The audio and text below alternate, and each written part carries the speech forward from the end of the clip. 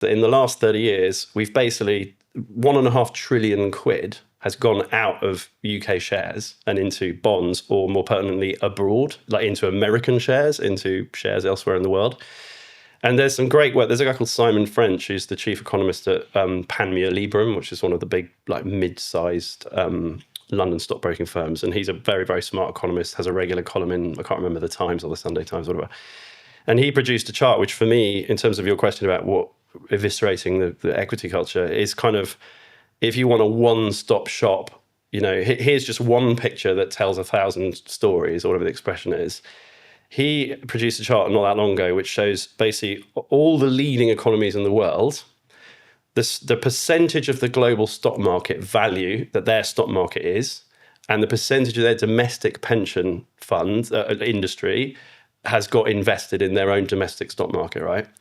So Britain is now about 4% of global, you say, market cap. Like the aggregate, if you add up all the value of all the stock market listed companies in the world, there are actually 60 stock markets in the world. Britain is about 4% of that today. By the way, we were 10%, like as recently as 30 years ago. So we were 25 at the turn of the 1900s or something. Exactly. So it's been, but the acceleration recently is disastrous. And it's all entirely because we shot ourselves in the foot with terrible regulation. And we can come on to that in more detail. But so Britain's 4% of global assets, and here's why. Only 2.5% of British pension assets are pensions. Whether you work for a big company or a small company, you have a private pension, only 2.5% of British pension assets are in British shares.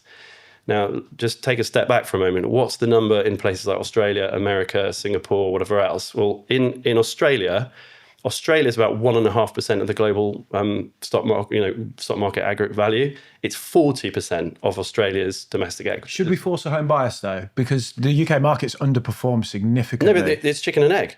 Do you think? This is what everyone's constantly critical of British companies. Oh, British companies are rubbish. We shouldn't be investing, but let's invest in American companies.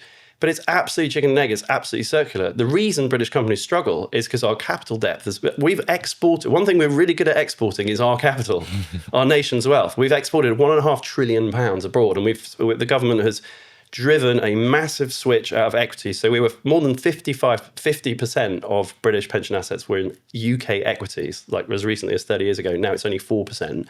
And we've gone massively long bonds. And in my view, I genuinely think there should be a sort of Spanish Inquisition steward's inquiry about the individuals that made those policy decisions 30 years ago, because this second order, like the ramifications of that for British wealth, for GDP per capita, for the cost of living crisis have been seriously bad, right? And so if you imagine you're a British entrepreneur and you want to build a business, and British equities, because of everything I'm saying, are rated, so their stock market multiple, because the way shares are rated is on a multiple of profitability. So British shares are currently trading at between 40 and 60% discount to American shares. Well, 60% to American shares, 40% to global shares. Partly because of Brexit, that was one of the catalysts, but it's been a slow motion car crash for 30 years, as I say. What that means, if you're a British CEO and you're trying to build a business, whatever that might be doing, is it's twice as expensive for you to raise money, to do anything, to acquire another company, to open a factory, to build a refinery, to do whatever, right? So if it's twice as expensive for British companies to do things in terms of raising capital, then funnily enough, they're going to have rings run around them by all the other companies elsewhere, right? And what the other fact that illustrates this is the number of British companies that get acquired by Americans or Europeans or private equity buying up, or large companies. Yeah.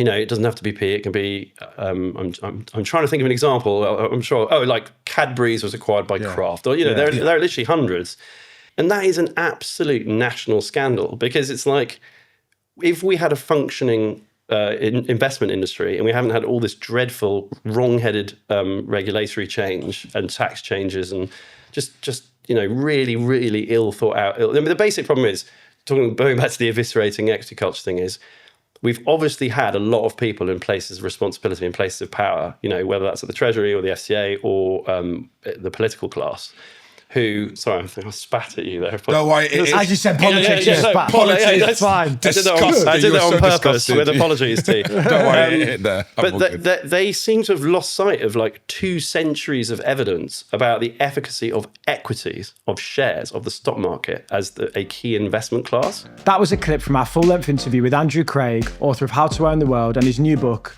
Our future is biotech. You can watch the full episode right here. Yeah. 哎呀，这。